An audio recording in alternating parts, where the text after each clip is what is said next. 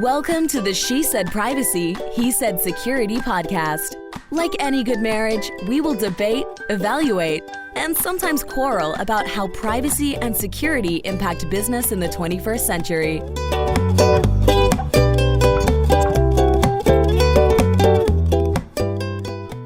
Hi, Jody Daniels here. I'm the founder and CEO of Clover Advisors, a certified women's privacy consultancy. I'm a privacy consultant and certified informational privacy professional, providing practical privacy advice to overwhelmed companies.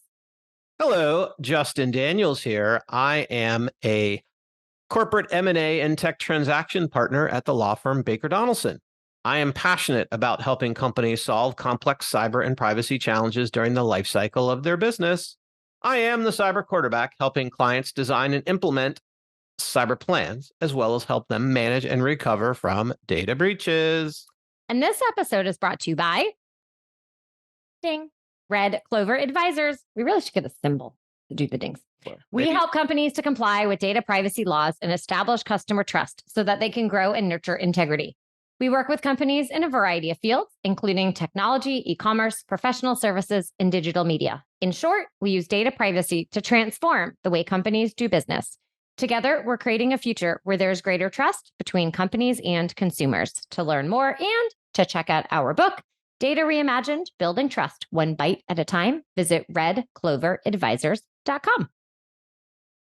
I see today you are really outfitted in the red Clover gear. And you are orange like the sun. You match my Post-it note, actually, on my desk.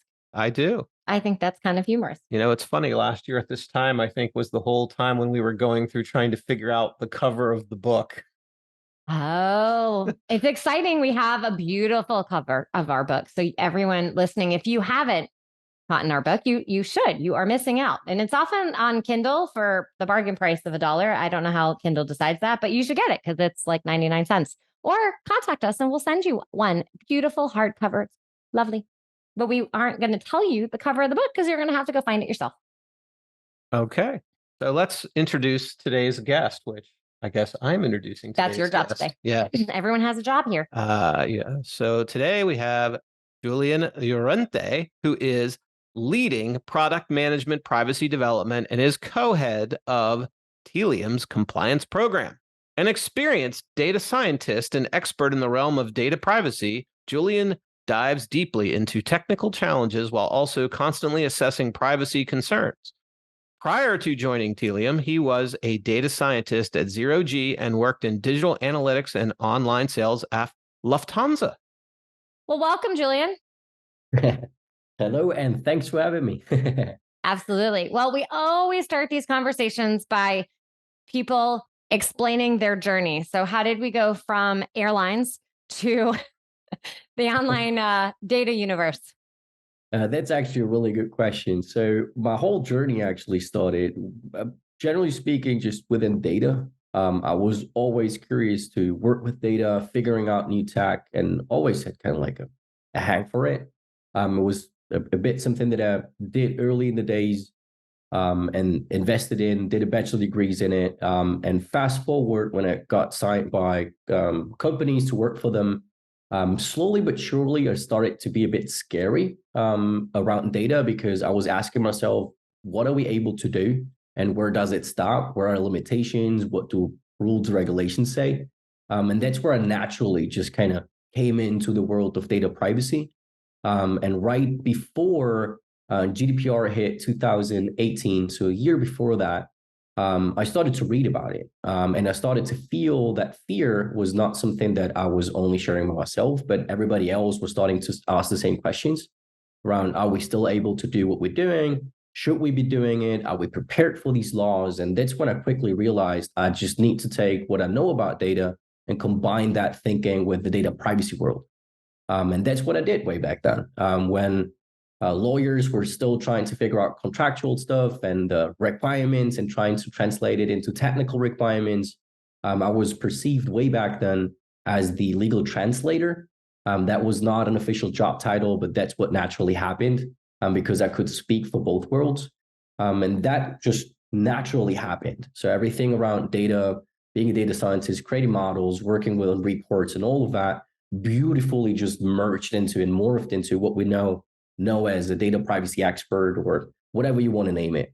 So that's how it actually naturally happened along the years that I grew into that role that I'm in right now. We talk to a lot of people who need legal translators. It's a very important role. Don't you agree, Justin, that we need legal translators?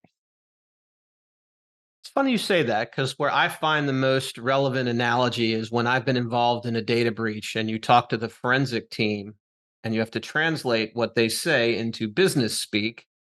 So that is probably, in my day-to-day, the most relevant place. But I guess what she's trying to tell our audience is, from my largest pro bono client's perspective, she doesn't always think I do the best job of translating things the way that a businesswoman would best understand. Actually, that's not true at all. I was really highlighting the need. And actually, Justin, your example is true, where people who are specialists in their area get so knee deep that when you try and explain it to someone else who is not in that role, that idea of a translator or gaining the skills to be able to explain it to someone else who isn't always familiar is good. One of the most popular webinars I ever did was explain GDPR like I'm 5. It makes a lot of sense. That's absolutely. Exactly. I still do it, honestly. And this is something that is a never-ending story. You have so many different people with so many different backgrounds and expertise that nowadays that you have to cross that bridge every single day between people too deep into technology, people too deep into data, too deep into the initiatives and projects that you need to actually get them out of, and just try to explain it in a simpler form or try to break it down for people, because that is one of the most important factors, I think, personally, because clarity really kind of speaks for itself and makes complex topics really digestible by the end of the day. That's what we do. You can have it in data security and data privacy, legal, contractual stuff. There's always a way to say it a bit easier. That's just my personal belief in it. That makes a lot of sense. So speaking of making things easy, a very popular buzzword is CDP. And what I want to do here is dive into what is a CDP. So I'm going to let you define the super fun buzzword and a little bit about, the capabilities and services and features that are going to define what a CDP is, because maybe some of those have just decided to take the cool buzzword and stamp it on there. Absolutely. I can actually tie it back a little bit even to my background story to it, because before I joined Tealium, by the way, Tealium has also a CDP, which is a customer data platform. We'll get into that too. I was on the customer side. So I was taking care of implementing technology and the MarTech stack. And in the early days, I didn't even know myself what a customer data platform is. We all started way back with tag managers. This is what mostly everybody is familiar with. Tag managers help you to actually just implement some JavaScript snippets into your website and manage data streams, you could say, from your website or your platform to a third party. Maybe Meta, Google Analytics, whatever you want to actually implement. So this is the doors that you're creating in your website. And way back when we had that implemented, we quickly realized that we need a different type of solution that allows us to manage, orchestrate, and handle the data ourselves. We didn't want just to implement doors into our website and mobile applications. We wanted to orchestrate and own the data ourselves. So that was the early beginning of first-party data, as we know nowadays, that you own as your company and as your business, that you can manage and orchestrate. And fast forward to where we are now, customer data platforms, in simple terms, what they allow you to do is just software packages that you can buy that allow you to create a single customer profile that you can activate with whomever you want to. Easy as that. That's the simple terms what a CDP does. You throw data at it, it allows you to stitch it together, create a profile, and have seamless integrations with whatever third party you want to throw that data at. Maybe your internal stack or third parties, such as Google Analytics or whatever you actually want to use. That's what it does and what it allows you to do. So in that journey that we went through from client side to server side and where we're now, CDPs are just the glue that allow you to stitch all of that together and really activate your own data. That was a good explanation. We're going to dive a little bit deeper. So, what should a company be looking for when evaluating a CDP? Wow, really good question. So there's a lot. Funny enough, if you take exactly the same question and just Google it, you will get 100 entries with nearly all the same breakdown. The typical breakdown that you have for customer data platforms that I'm used to as well is just to have the right stakeholders in place, to have buy-in from the C-suite most of the time. So your CMOs or your CFO sometimes that have a buy-in. But I take it a slightly different angle. From my experience, where it starts really is you have to assess your own digital maturity. As a business, you have to be able to take a deeper look into, are we even ready to embark on that journey? Are we ready to invest into a piece of tech that allows me to bring all of that together so that I can activate and orchestrate the data, that I have the right people, which is a challenge that I see most of the time as well, with the right experience and knowledge that can even manage and really own the implementation of a customer data platform. These two are the ones that really start with, in connection with connecting with legal, security, and privacy teams early on, as there is a huge benefit in investing in CDPs that I'm sure we'll get into in a minute, but as well as challenges as how you are able to manage and orchestrate consent and how to implement it that you need to get into early on, as these challenges will catch you by surprise along the way. Well, there's a lot of challenges that we could talk about, and we want to zero in on the privacy piece. So a company first is trying to figure out its tangle of data and how to make sense of it and how to maximize it. And at the same time, it's having to deal with, we're kind of going into a patchwork quilt in the US of privacy laws. And then when you layer on globally, some of them overlap, some of them don't. In our pre-show, we were discussing Germany compared to other countries.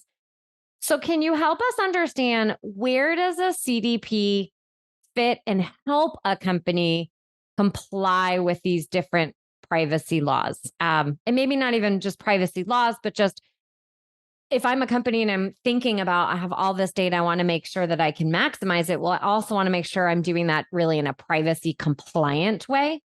So if you can walk us through how a CDP might be able to help us do that, that would be really helpful. Absolutely. So first of all, a CDP provides tremendous benefit to any business in the privacy world. It is specifically just around, and there are many different names I've given it over the years, but I still call it the golden profile, you could say, because nowadays we interact with a brand, a business, a company in many different ways, in many different channels. You might have a mobile phone, you might have multiple mobile phones, you might have multiple desktop devices, iPads, tablets, you name it. And all of these allow us to not only interact with the platform, but also interact with different privacy settings, maybe. On my iPad, I can, for example, in the GDPR world, opt out of specific processing activities. On my desktop, I'm fine. Then I have a login event, and all of that needs to be brought together. Because by the end of the day, as a user, I just want the brand and business to respect my preferences. I don't care how it technically works, but there's a certain expectation with it. So from the regulatory side, as well as from the user expectation, there is a need to bring all of these preferences, settings, and all of that beautiful data together into a single profile. As I said in the beginning, a CDP does exactly that. Way back, it was done for marketing purposes, but there is magically now the need as well for data privacy requirements to fulfill that. So the CDP in it by itself allows you to bring all of that data magically together, stitch it into a profile, and have it ready for activation so that you can respect the user preferences in regards of a marketing opt-out, a marketing opt-in, you name it. So that's, first of all, the big benefit that the CDP provides. And beautifully, if you have the right CDP, it allows us to do that in real time as well. Now, with the patchwork approach that we have, not only within the US, it's a global topic now as well, that you have too many regulations with too many different details in it, that it's nearly impossible to really, first of all, keep up with. But on top of that, just try to be compliant with it, with all the changes and the nuanced differences. So what I recommend and what we do at Tealium as well is we take the blueprint approach. The blueprint approach is we take GDPR as the blueprint and compare it to other regulations and see how it deviates from it. And that's how we actually apply this data strategy to it. So there might be, for example, a region that it's not protected by a specific law or is not on the same level as GDPR, but we try to actually give the same benefits to the same users. This is something that we do as a strategy. That's not the only one out there, because you can also go even more granular and more detailed in it and separate, with the help of a CDP, regions by profile, so you could say. So if you have different regions, such as in the US, you could take the US as a whole and say, okay, we apply the same approach, the same framework, or try to split and separate it into jurisdictions because that's the approach that you want to take. The CDP allows you to actually manage data in that granular way, that you can orchestrate it in different profiles, you could say, in different accounts, depending on the jurisdiction that you want to comply with. Both of them work. It just depends on the size of your company, the manpower that you have in the background that you can actually really facilitate these activities and strategies. But both of it work. My personal recommendation, being a user myself, is give everybody the same rights and try to uphold the same rights, regardless if it's required or not, which is a good strategy to create trust by the end of the day. Well, so that approach would give us in Georgia, who have no rights, we would have special rights. And there's a few companies who do that for sure. Julian, one of the questions I wanted to ask is, do you see there's a significant amount of data that companies collect, that they could purchase, that they could infer? And given the changes and the fast pace of more privacy laws coming into effect and then existing ones being enforced, what kind of change or strategies have you seen, or maybe best practices in terms of the kinds of data that people are putting into a CDP? Yes. That changed quite a lot. It's a really good question, because we came from the time where it was not freely available, but we had to pay for it or track it in that regard. But the thought process of using data was just generally around using more and throwing more data at my databases and profiles that I can actually orchestrate it more. And that changed tremendously now. So the data strategies that we see nowadays, regarding just kind of hooking up data sources into a CDP, is that there needs to be a proper assessment and evaluation of, do we have, first of all, and I'll not deep dive too much into it, but how clean and how good is the quality of my data is a huge impact of that. I'll skip it for now because that could talk about for hours about that. But once I've checked that, it's around the legal capacities or the compliant piece of it. Do I have a record of consent if it's required in the data itself, in the data source? Is it enough to be able to actually connect it to the profiles that exist? So am I enriching data with a history, such as a CRM data, the customer relationship management data, that I have that I can just hook up into?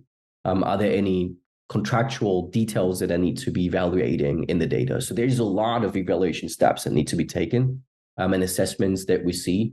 Also as part of our customer experiences that we have, or maybe that I've done it myself, these reviews and assessments are necessary, a necessary evil, you could say, that you have to deep dive really into before just blindly hooking it up to your platform, because technology will always allow you to do that.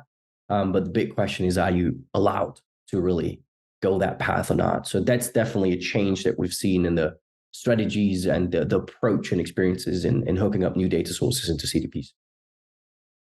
Appreciate you sharing that perspective. So very helpful. Thank you. So how can companies use CDPs and also comply with privacy obligations? Like some CDPs need to integrate with other privacy technology tools, while some might have them built in already.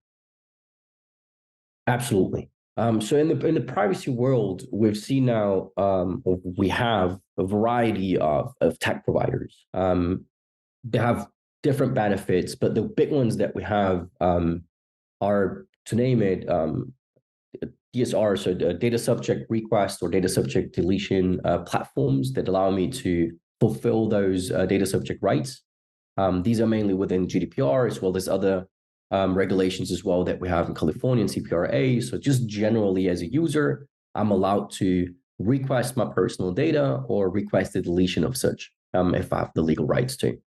So there are platforms out there that allow you to do that, similar to also other platforms that allow you to manage contractual details that you have with your vendors and all of that beautiful technology that is out there that help your program and the privacy program to mature.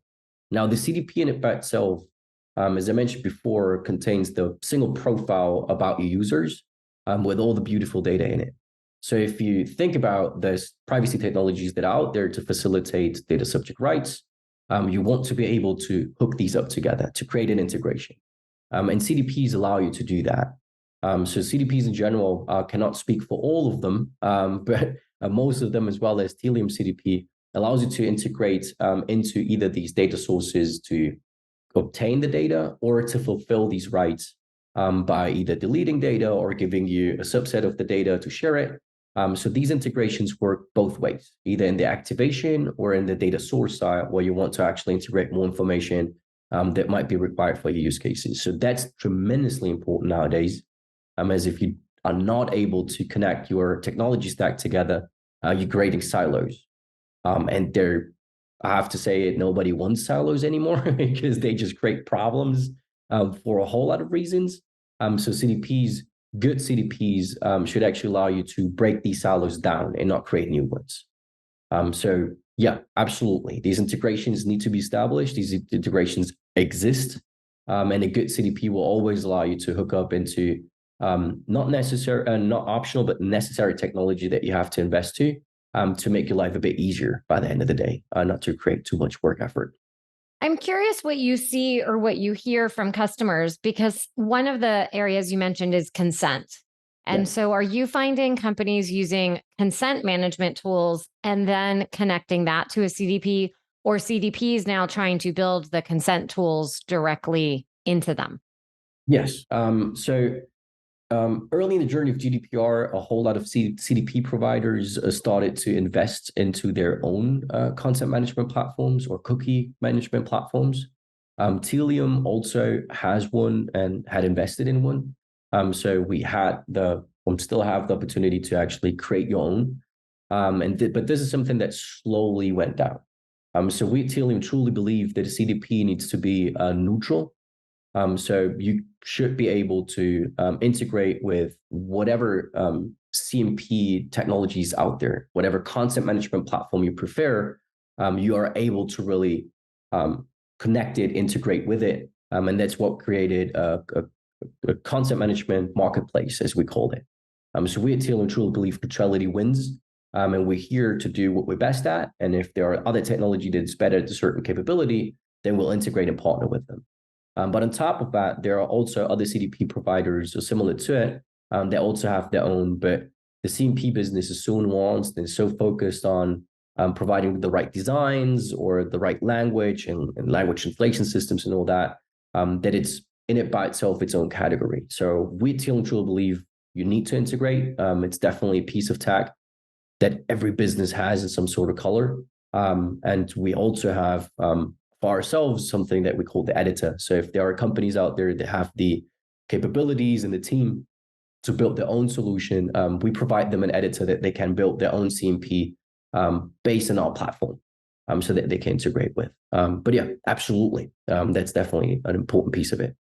I think one of the things you just also highlighted is, imagine you have a variety of new data that you're going to add to a CDP. The strategy needs to be to ensure that that also gets added as appropriate or applicable to any of the other privacy technology tools. So it's going to be really important to have the marketing, data, and privacy teams really working together from the technology, but then the inputs into the technology too. Oh, yes, absolutely. Thanks for bringing that up. That's definitely a really valuable point. Absolutely. I mean, if you scale it with businesses that are operating globally, they have multiple teams and multiple regions that are all working with some sort of their own tech stack. And then CDP most of the time brings all of that together, where they have in their region, their own content management platform, in their region, their own newsletter engine, or whatever they might have. And the CDP pulls all of that together so that every region can actually use and leverage the same data. So that's definitely something that needs to happen, is the communication between those teams, and the orchestration of, okay, what strategy are we taking? Not only the question of, is it compliant, but should we do it? Is like, there's a lot to it that needs to happen on the communication level. Absolutely. Well, what is the biggest mistake you see companies make when working with a CDP? Really good question. The biggest mistake that I see is, and this is an example that I use quite frankly, is they buy a Ferrari, but they don't know how to drive it. So they just keep it in their garage and just take a look at it, how beautiful it is. And then they ask themselves a couple of months later, what's the ROI on it? And now they want to have use cases magically popping up out of nowhere. So that's something that I regularly see. That a lot of companies out there, or a lot of brands, buy it just because they need, or they think they need it and want it, but they're not prepared to it. As I said before, thinking about your digital maturity, if you're ready, and thinking about the stakeholders that you need to address, and really what teams you have and what expertise you have in-house, or if you have to buy expertise externally, these are the fundamental first steps. If you're not able to answer those questions, you shouldn't buy it, because you will just have it in your tech stack and not use it. So this is definitely a big one that I see, that they're simply not prepared for it, and thought otherwise. So a big mistake that I see more business do than they should be. It's easy to buy software. I've seen many, many, many companies buy software and they never use it. And you know whose fault it always is? It is always the software company's fault. It's never the Always. business's Like, fault. I mean, we didn't explain it right. Yep. But They've promised it was going to be easy and it's not. Yep. Yeah, I see that happening all the time. So yeah, it's definitely a big one.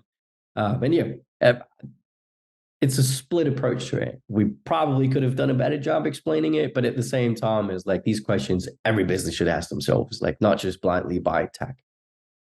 Well, given how much you know about data privacy, we always like to ask every guest, what is your best privacy tip? And sometimes people answer this personally, like that you would give to friends at a cocktail party, or sometimes people answer it company-wide. You get to decide. Yeah, I've actually both sides that I would cover. So on the personal level is stay and be curious. There's so much happening all around us, so much technology being released, so many new platforms, that if a day-to-day user is not able to keep up with at least a little bit of it, you will not be able to keep up with your own privacy rights, because privacy rights are giving you the opportunity to manage your own settings, your own preferences, your own interactions and content managers. So staying curious on your private life and open to what's happening around you is definitely one that I tell my friends every single day. And in my professional life, in my expertise, is focus on communication. Never stop communicating and connecting with every single team that is related to every single piece of data. That you need to get to know each other. You need to get to know the roles. You need to get to know what they do in order to become really privacy driven, because knowledge is key. If we don't know if we're compliant, we're not. So communication is key to success in that space. Excellent tips. So when you are not talking all things privacy, CDP, and the like, what do you like to do for fun in your area of the world? Good question. I spent a whole lot of time actually in the privacy world and tech and all that. If not, I spent most of the time actually either reading, hanging out with friends. For those people that are actually watching this recording, you can see a Han Solo over there. So I'm really deep into sci-fi, fantasy, everything around it. And actually playing games. I love to play PlayStation ever since I was, 11, 12 years old. So that's how I spent most of my time. I would say something like traveling, but that's too basic and standard nowadays. But I love to see new places. So that's definitely one as well. Well, we're so grateful that you came today to share more about the world of CDPs and Tealium. Where can people connect with you and learn more? LinkedIn and LinkedIn only. I don't have WhatsApp, anything else, Instagram. I don't exist on these platforms, but LinkedIn, I'm all in. So connect with me, ping me a message. More than happy to discuss everything around privacy. Wonderful. Well, thank you again. We really appreciate it. And we know our listeners will as well. Thanks for having me. Thank you.